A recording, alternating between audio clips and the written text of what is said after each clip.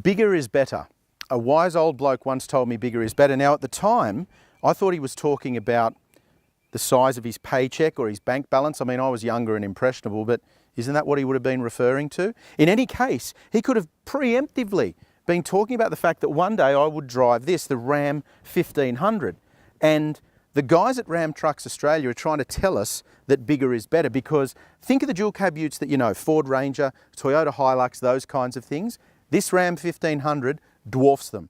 It's way bigger in every sense. So let's try to find out why you need a bigger dual cab ute in your life.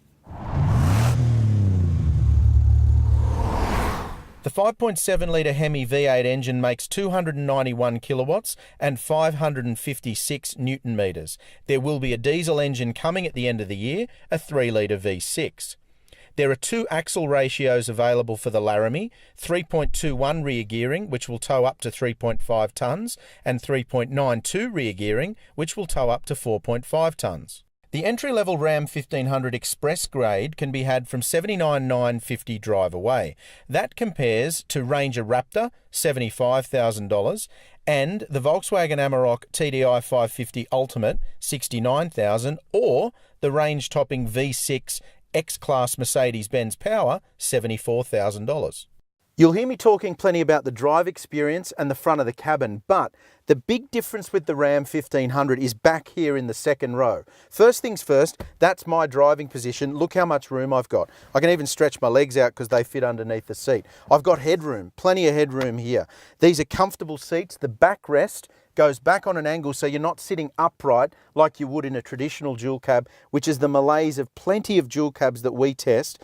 The back seat just isn't really that comfortable. In addition to that, you get cup holders down here, you get two cup holders in the fold-out armrest here, you've got air conditioning vents, a 12-volt socket, and you've got heated seats in the back. So heated and cooled up front, but heated in the back.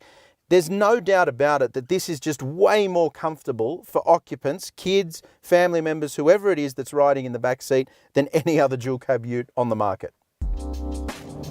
If you'll pardon the pun, the big story about the Ram 1500 is space, and therefore how big it is. You first get a sense of that from the driver's seat. There's a couple of things to mention here. First of all, we get an Australian specific instrumentation panel, so it's all obviously not in miles, it's in kilometres, the metric system. The right-hand drive conversion is excellent. The presentation, dashboard, quality of the fit and finish, stitching, all that kind of stuff. There's no rattles, no weird loose pieces of plastic or trim. It's really well put together. You get the third generation of the Uconnect system, which has always been quite good. We've been a fan of how that works across a whole range of FCA product. It works really well here. What I like that's clever about it, you get two USB inputs here in the center console, which cater for Apple CarPlay and Android Auto. But beyond that, you can switch the priority between one or two, so that you can have two phones, two separate phones connected, and switch between them. Now, it's one thing to provide Apple CarPlay and Android Auto, but there's a few other factors. It needs to work, that's number one. It does work really well in this system. The native system, I think, also needs to be good, which this one is. And the reason I say it needs to be good is because not everybody's going to want to use Apple CarPlay or Android Auto. So the Uconnect system is really good. And then the third factor for me, provide the system and then give us nowhere to store our phones. This has got really clever shelved storage here that you sit the phone in. It's got room for the cable to come out underneath it, and the cable then plugs into the console there. So in terms of the native system, the integration with smartphones, and the way that you store it all and use it, this thing is top shelf.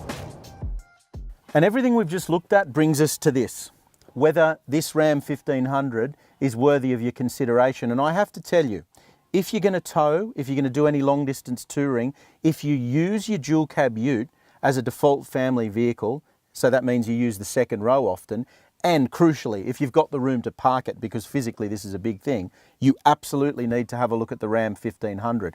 I think after a day of driving it, you can't argue that it's anything other than incredibly good value for money up against the other dual cabs with what they cost. There's no doubt about the fact that this Ram should absolutely be in the consideration set. And to be honest with you, I'm really, really impressed with how this right-hand drive conversion up to manufacturer standards translates onto Australian roads.